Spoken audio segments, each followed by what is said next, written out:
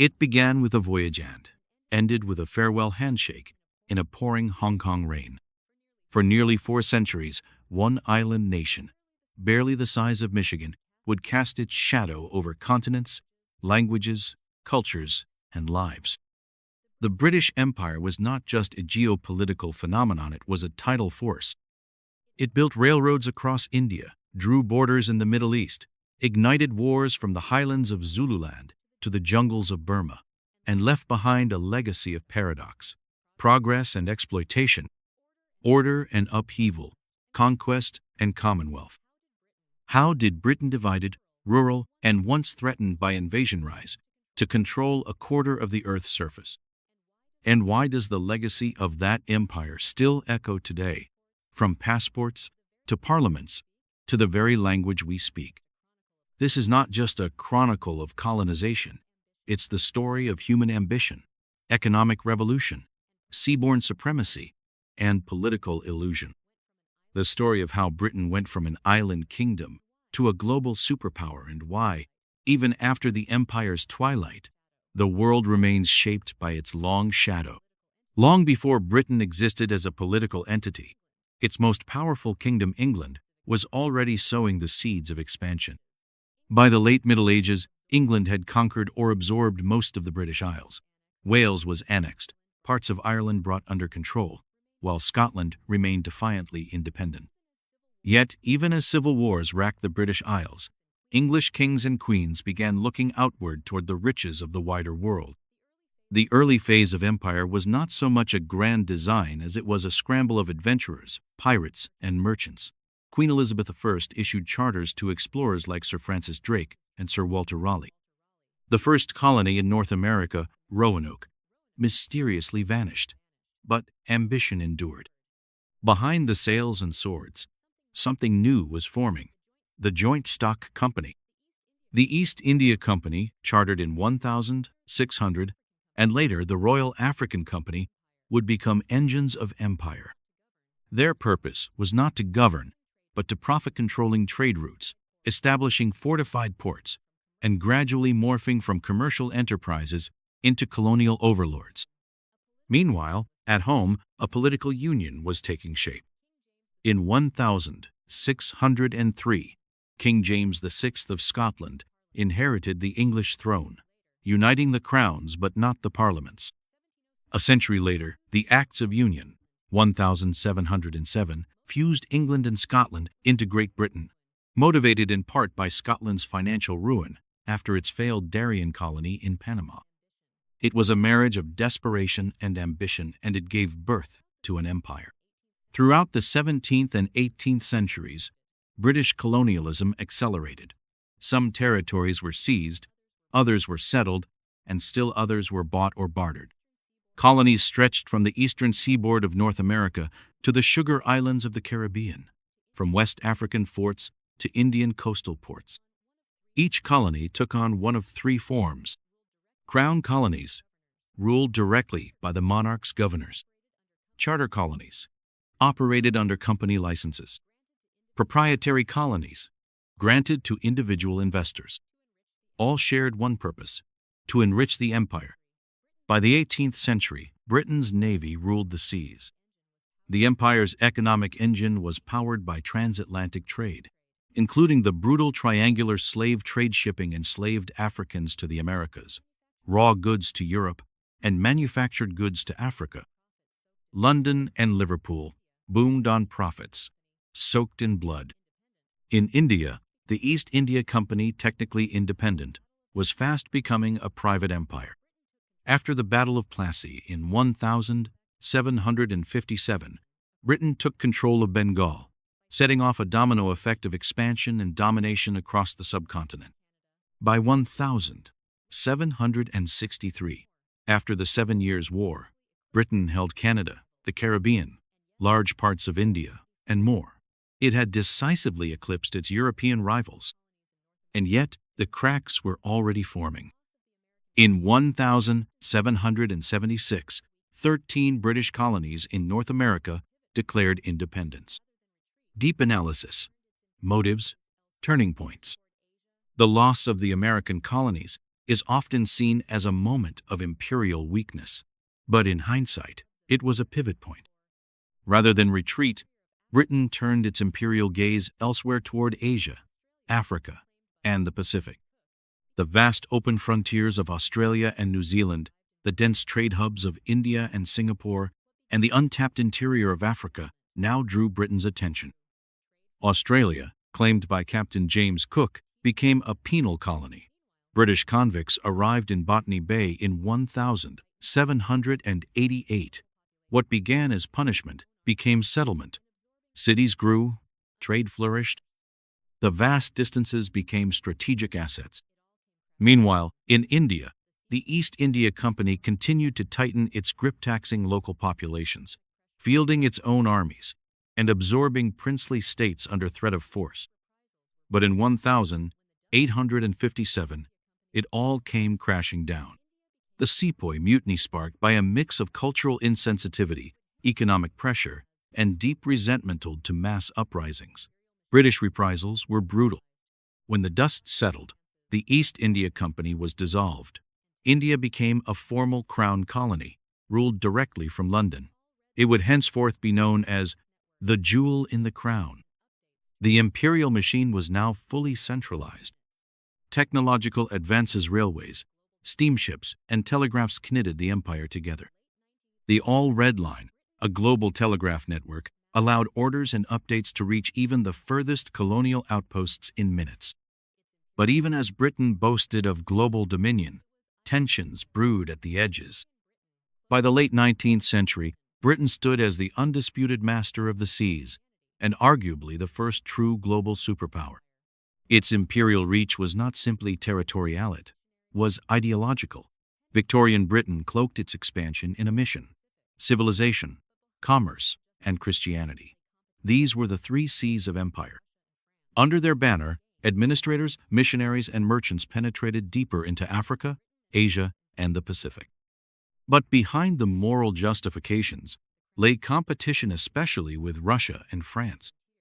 The Great Game, as it came to be called, was an imperial chess match between Britain and Russia in Central Asia. Fearful that Russia might threaten India, the crown jewel Britain fortified its northern frontier, built alliances with buffer states like Afghanistan, and drew borders that would haunt the region for generations.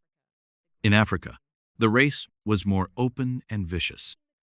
The scramble for Africa, unleashed after the Berlin Conference of 1884, saw Britain seizing vast swaths of land from Egypt to South Africa. The Grand Dream, a Cape to Cairo railway, linking the continent under British rails and rule. But imperial dreams met stiff resistance. In Sudan, the Mahdist uprising ended with a massacre at Omdurman. In South Africa, the Boer Wars exposed the brittleness of British supremacy. Despite eventually crushing the Dutch-descended Boers, Britain suffered military embarrassments and international condemnation for its use of concentration camps. Meanwhile, in the Middle East, the opening of the Suez Canal in 1869 fundamentally reshaped British strategic interests. Though nominally part of the Ottoman Empire, Egypt was soon under British military occupation, the canal too vital to be left in uncertain hands. Across the globe, white dominions, Canada, Australia, New Zealand, and South Africa grew, wealthier and more independent. They developed their own parliaments, armies, and national identities. Yet they remained tethered to London, proud of their imperial connection. In contrast, non-white colonies faced direct rule, economic extraction, and political repression. The British Empire was never one thing. It was, instead, a web, at once a prison and a platform, a system of exploitation and a source of identity, a force of oppression and opportunity. But as the 20th century dawned, the world was changing fast. In 1914, Britain's empire was at its territorial height, ruling over 412 million people across more than 33 million square kilometers. Then came the war. World War I was not just a European conflict. It was an imperial war. From the trenches of the Western Front to the deserts of Mesopotamia and the jungles of East Africa, the empire mobilized. Over 2.5 million colonial troops and laborers served under the Union Jack. Indians, Australians, Canadians, West Indians, and Africans all fought and died for Britain. Victory came but at a staggering cost. Britain emerged from World War I financially drained and morally shaken. It gained new territories, former German and Ottoman lands like Palestine, Iraq, and Tanganyika. It could no longer mask the contradictions of empire. Nationalist movements surged. In India, Gandhi led nonviolent resistance. In Ireland, rebellion erupted into the Easter Rising and later full-blown war. Egypt, Iraq, and Kenya began to demand self-rule. The empire that had once claimed to bring civilization now found itself facing organized resistance from the very people it ruled. Still, for a time, the illusion held. The 1920s and 1930s saw the British Empire reinvent itself. It adopted the Statute of Westminster in 1931, granting full legislative independence to white dominions. The Commonwealth was born a community of equals under the Crown, though that equality remained largely symbolic. But this veneer would not survive another war. When war returned in 1939, the empire once again rallied. India sent over 2 million soldiers. African and Caribbean troops volunteered in droves. Australia and Canada fought in every theater. The empire's shipping and production lines became vital arteries in the Allied war effort. Yet World War II broke the illusion of imperial invincibility. Japan swept through Britain's Asian colonies with terrifying speed, taking Hong Kong, Malaya, Singapore, and Burma. The fall of Singapore in 1942, called the worst disaster in British military history, shattered the myth of white supremacy in the colonies. Meanwhile, at home, Britain was bankrupt. By the war's end in 1945, the British government owed the United States over $3.5 billion. Entire cities had been flattened by German bombs. Rationing, debt, and fatigue gripped the nation. Most crucially, America and the Soviet Union now stood as global superpowers, while Britain, though victorious, was slipping into the role of a junior partner. The empire had not yet fallen, but it was dying on its feet. From 1947 to the 1970s, the British Empire unraveled, sometimes peacefully, often violently. The first great domino to fall was India. After decades of protest, strikes, and brutal crackdowns, Britain finally granted Indian independence in 1947. The partition into Hindu-majority India and Muslim-majority Pakistan led to one of the large-scale, bloodiest mass migrations in human history. Over 1 million people died. India's independence lit a fuse across the empire. Burma and Ceylon, Sri Lanka, followed in 1948. Ghana, the first sub-Saharan African colony to gain independence, broke free in 1957. Kenya, Malaya, Nigeria, and others soon followed through negotiation, resistance, or war. By the late 1960s, Britain's colonial holdings were a shadow of their former size. But the final symbolic blow came in 1997, when Britain handed back Hong Kong to China. Crowds wept. Flags were lowered. The sun had finally set. And yet, even after its formal collapse, the British Empire left behind more than ruins and regrets. It left behind a systema scaffolding on which much of the modern world still rests. First, there is the most visible legacy: language. English, once the tongue of an isolated northern island, became the lingua franca of the planet. Today, it is the dominant language of science, commerce, aviation, diplomacy, and digital culture. Not because it was inherently superior, but because it rode on the back of empire. Then there are the institutions. Many former colonies retained British-style parliamentary systems, complete with upper and lower houses, opposition benches, and black-robed judges. The legal concept of common law, rooted in precedent rather than codified statute, was exported across continents. Trial by jury, presumption of innocence, and the adversarial courtroom model became global norms in former imperial territories. Economic patterns, too, are shaped by empire. Railways in India, Africa, and Southeast Asia were built not for local benefit, but for extraction, moving raw materials to ports. Today, these lines still influence trade routes and urban development.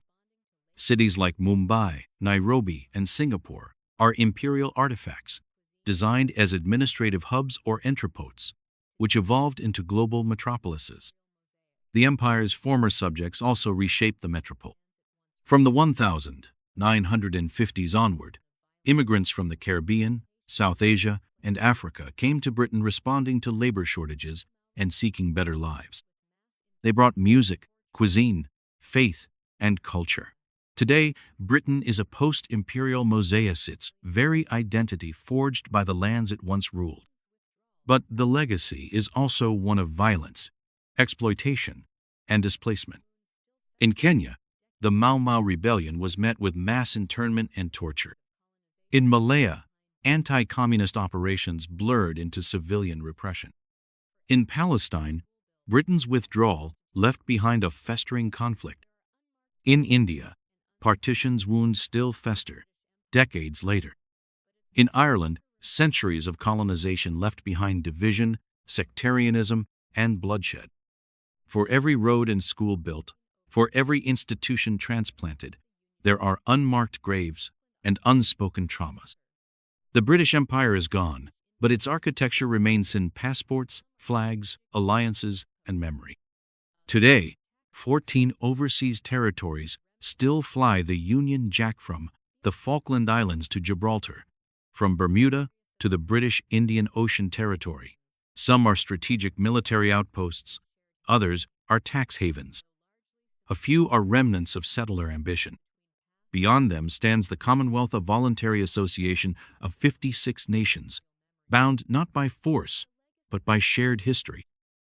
Though largely symbolic, it serves as a bridge between past and present, allowing former colonies to navigate a shared imperial memory. But the legacy is still debated. To some, the empire was a force for stability, rule of law, and infrastructure. To others, it was a centuries-long project of extraction, racism, and dehumanization. Both are true and neither is complete. Because the empire was not a single thing. It was a story told by many authors, often contradicting, rarely in agreement. For some, it meant railways and vaccines. For others, it meant chains and bayonets.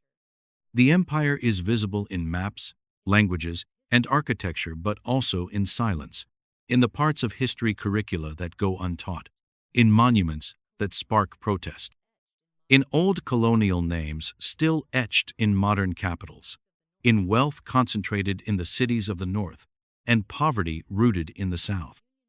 In 1997, as the Union Jack was lowered over Hong Kong for the final time, Prime Minister Tony Blair declared, "Hong Kong will continue to flourish. Its way of life will continue.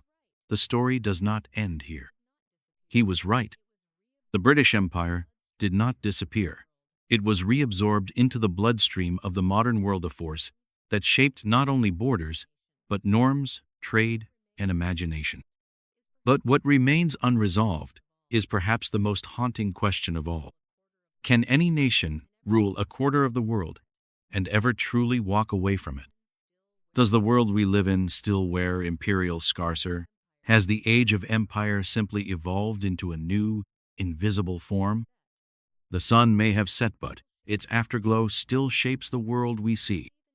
If you believe in exploring the unfinished chapters of world history, subscribe to Legacy Files. These are not just past events, they are the foundations beneath our feet.